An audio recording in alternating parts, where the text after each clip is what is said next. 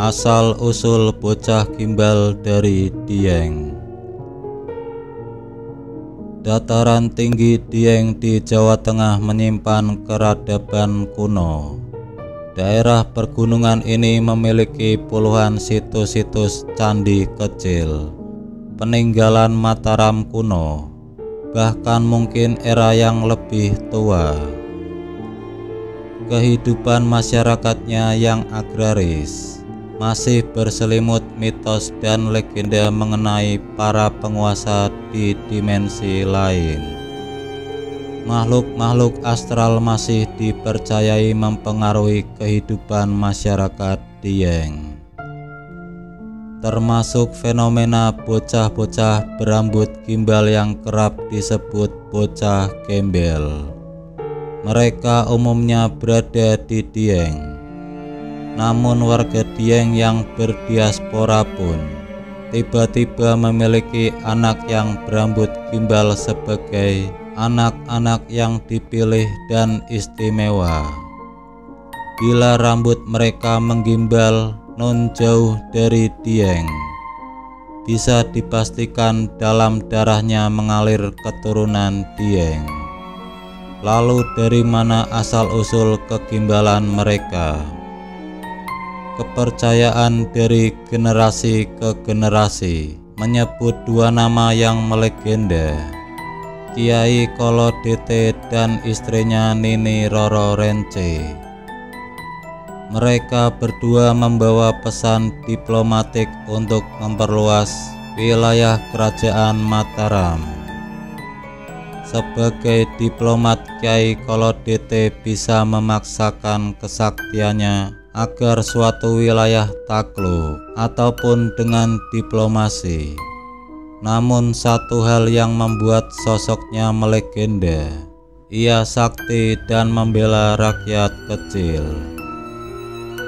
Dalam misinya, mereka mendapat bisikan dari Ratu Pantai Selatan untuk menjaga kesejahteraan masyarakat Dieng. Wangsit dari Nyi Roro Kidul tersebut akan ditandai dengan kemunculan anak gimbal di Dieng. Sejak itulah muncul anak-anak berambut gimbal di bagian barat Dieng. Kegimbalan mereka terjadi begitu saja dengan pertanda yang sama. Demam tinggi berhari-hari, atau disusul rambutnya menggimbal, atau dreadlock. Sejak itu, bocah bersangkutan menjadi bocah gembel yang diistimewakan.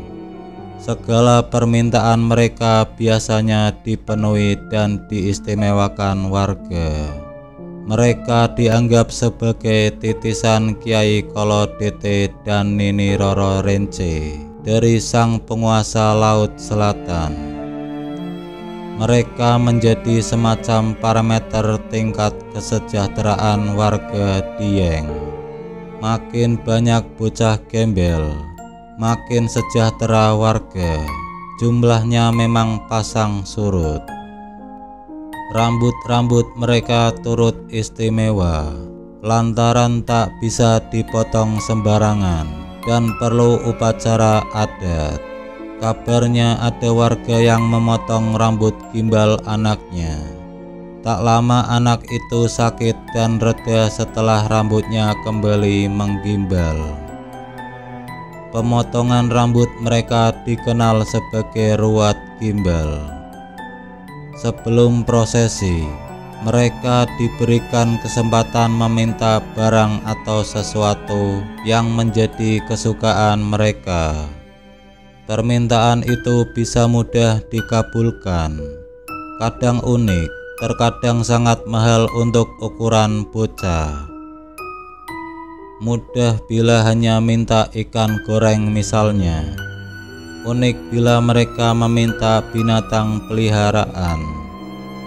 Ada satu kasus salah satu dari mereka meminta iPhone. Usai dipotong, rambut mereka dilarung ke telaga warna yang mengalir hingga ke pantai selatan. Pelarungan rambut gimbal dianggap sebagai cara mengembalikan rambut titipan Kiai Kolodete dan Nini Roro Rence kepada pemiliknya Ratu Kidul. Kegimbalan mereka cukup sampai di situ.